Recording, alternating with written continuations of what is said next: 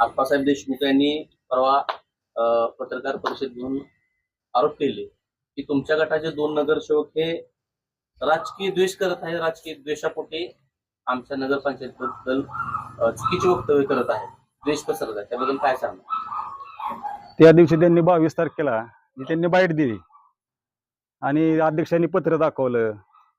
त्यांचा थोरला बंधू जे आता फक्त सदस्य आहेत त्यांनी बाईट दिली की त्यांनी बाईट देताना त्यांनी एक तर त्यांचं कामच नव्हतं बाईट देणे.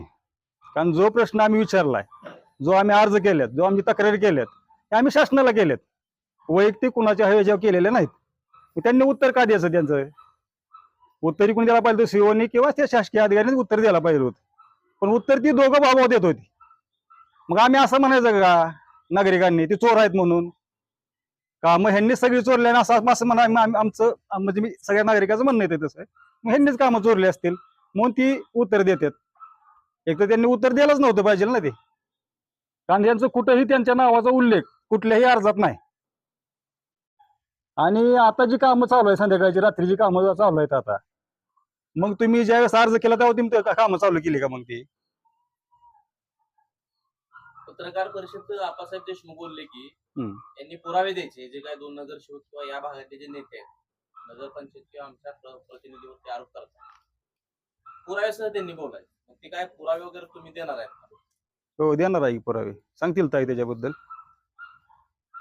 परवा 22 तारखेला जी पत्रकार परिषद त्यांनी घेतली आणि त्या पत्रकार परिषदेमध्ये जे आम्ही पुरावा दाखवलेला होता, त्या मीटिंग मध्ये जो पुरावा दाखवलेला तो त्यांनी रद्दबादल असं सांगितलेलं आहे. परंतु माझ्याकडे त्याचा पुरावा आहे की त्याचा पुरावा आहे की त्यांनी जवळपास 16 लाखाचं बिल काढलेलं आहे आणि ते बिल काढलेलं आहे आणि त्याच्याबरोबरच तिथं 21/1/2025 ला वर्क ऑर्डर आहे आणि त्याच दिवशी बिल अदा करण्याबाबत त्याच दिवशीचा अर्ज आहे. तर हे एकाच दिवशी 2 घटना झालेल्या आहेत. आणि आम्ही 5 तारखेला जी मुलाखत दिली, 5 जुलैला जी पत्रकार परिषद घेतली, त्या पत्रकार परिषदेमध्ये आम्ही जे आरोप केला त्याच्यानंतर त्यांनी 2 JCB लावून रात्रभर काम करून जवळपास 8 तारखेला कॉलम भरले आणि 8 ते 10 तारखेपर्यंत कॉलम भरून घेतले आणि 21 तारखेला त्यांनी स्लॅब टाकला. तर जेव्हा मी मीटिंग मध्ये प्रश्न विचारला की जर जवळपास 10 ते 11 दिवसांमध्ये तुम्ही जर स्लॅब होतेपर्यंत जर काम करत असेल तर त्याच्यामध्ये काही दुर्घटना घडली तर या घटनेला जबाबदार कोण असेल? तेव्हा स्वतः नगराध्यक्ष म्हणाले की या सगळ्या गोष्टीला आम्ही जबाबदार आहोत आणि आमची इंजिनियर लोकांची टीम जी आहे ती सगळी जबाबदार असेल. म्हणजे त्यांनी मान्य केले की जवळपास 10 ते 11 दिवसांमध्ये ते काम झालेलं आहे. तर हा पुरावा सांगतो की त्यांनी बिल आधी काढलंय आणि काम त्याच्यानंतर सुरू केले. आमच्याकडे त्याच्यासाठी जिओ टॅगिंगचे फोटो आहेत. हा 10 तारखेचा पुरावा आहे, कॉलम भरलेले आणि हे त्यांनी स्लॅब टाकलेले 21 तारखेचा. हे झाले त्यांनी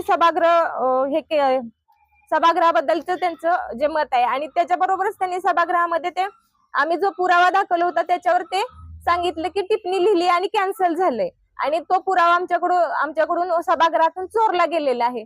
तर मला लेखापालांनी हे उत्तर दिले. तर मला त्यांना प्रश्न विचारायचा आहे की जर तुमचं कागद चोरीला जातात इथपर्यंत तुम्ही जर ती कागद अनसेफ ठेवत असाल तर असे कितीतरी गोष्टीच्या तुमच्या चोरी होत असतील आणि तुम्ही त्याच्यासाठी FIR दाखल केलाय का?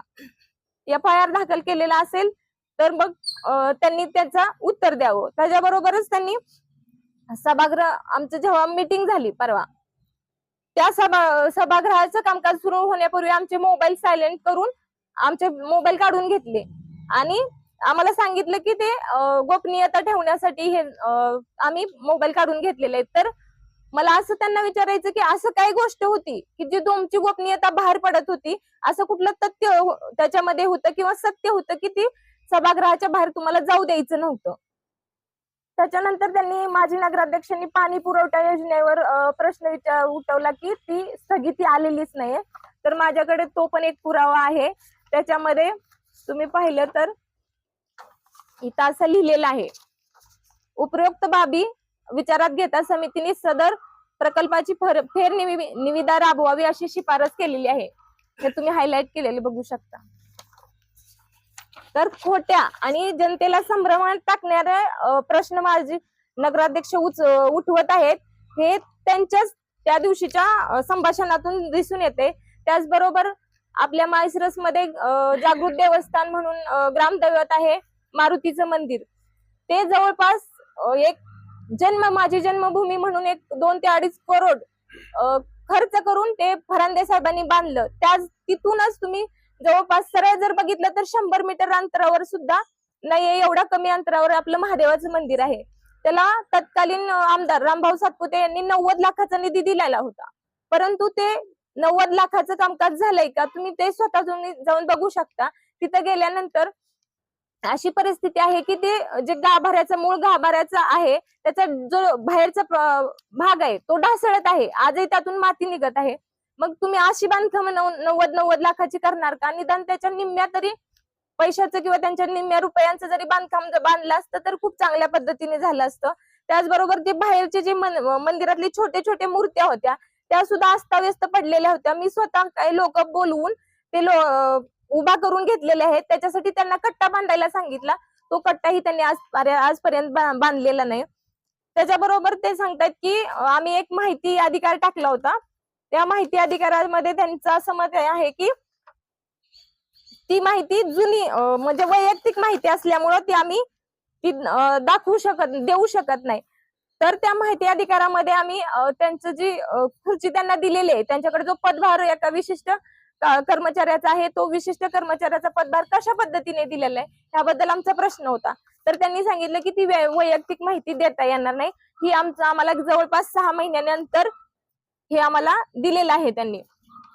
तर आमचा प्रश्न असा आहे की आम्ही त्यांना वैयक्तिक किंवा त्यांची पर्सनल प्रॉपर्टी विचारलेली नव्हती, तर फक्त आमचं ऑफिशियल कामकाजाचं जे त्यांनी दिलेले तुम्ही जे पदभार आहे तो कोणत्या अनुषंगाने त्यांच्यावर कोणत्या ह्याच्यावर बेसिसवर दिलेला आहे हे आम्ही त्यांना विचारलेलं असता त्यांनी अशी माहिती आम्हाला दिली. त्याचबरोबर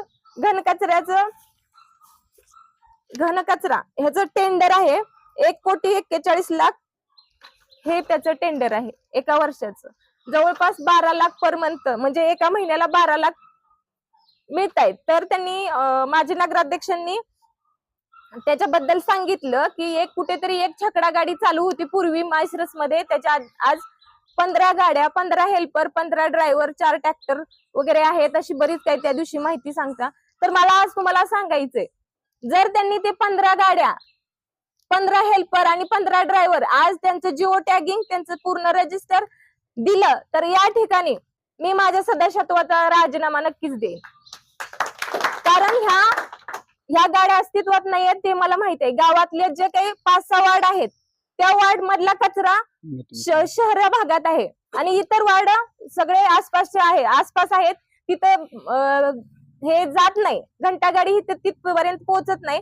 तरी सुद्धा त्यांचं म्हणणं आहे की 15 गाड्या आहेत. तर असं तुम्ही रजिस्टर दाखवा, त्याच ठिकाणी मी माझ्या सदस्यत्वाचा राजीनामा तुमच्या हातात देते. त्याचबरोबर असं त्या दिवशी म्हटले की हे गाव सुभाष अण्णा आणि संजीवनी वहिनी पाटील यांच्या विचारांचं आहे. तर मला वाटतंय माजी नगराध्यक्ष विसरले असतील पण त्यांना मी आठवण करून देते की जेव्हा त्या क्रियाशील कार्य करत होते सुभाष अण्णा असतील किंवा वहिनी असतील तेव्हा तुम्ही कुठे होता हे जरा तुम्ही पडताळून बघा. आणि आज काही काळापूर्वीच म्हणजे काही दिवसांपूर्वीच आपली ज्ञानेश्वर महाराजांची पालखी गेली. तुम्ही एवढ्या त्यांच्या विचारांचे प्रेरित होता तर तुमच्या बॅनर जवळपास 20-25 बॅनर पूर्ण गावांमध्ये लागलेले होते. त्यामध्ये एकाही बॅनर मध्ये वहिनीचा किंवा अण्णाचा फोटो का नव्हता हा माझा तुम्हाला प्रश्न आहे. त्याचबरोबर आमदार खासदारांवर टीका करतात. तर ती टीका काय आहे की ती टीका फक्त आणि फक्त जो आता आपण चौकशी लावलेली आहे ती चौकशी पासून वाचण्यासाठी आणि पालकमंत्र्यांना खुश करण्यासाठी त्यांच्या गुड बुक्स मध्ये येण्यासाठी हा केविलवाना प्रयत्न आहे. परंतु पालकमंत्री साहेब असं करणार नाहीत. तुम्ही जी ओपन स्पेस मध्ये 12 वार्ड क्रमांक 12 मध्ये वास्तू बांधली त्या वास्तूला निमंत्रण पत्रिका असूनही आणि प्रमुख पाहुणे असूनही पालकमंत्र्यांनी उपस्थिती दाखवलेली नाही. कारण तुमच्या या कामाची कुठेतरी खुणखुण त्यांना लागलेली आहे आणि ते तुम्हाला ह्या गोष्टीत पाठीशी घालणार नाहीत असं मला संपूर्णपणे वाटत आहे. आणि आपण प्रसार माध्यमांवर होणाऱ्या आम्ही बातम्या बघितल्या. ते स्पष्ट बोललेत की दोन नगराध्यक्षांनी नगरसेवकांनी हम्म. आणि माळशिरसच्या काही नेत्यांनी जे नगरपंचायतीबद्दल षडयंत्र रचलंय, बदनामी चाललंय, हम्म. त्या बाबतीत दोन नगरसेवकासह त्या नेत्यांवरही आम्ही कायदेशीर कारवाई करणार. त्याबद्दल काय सांगा?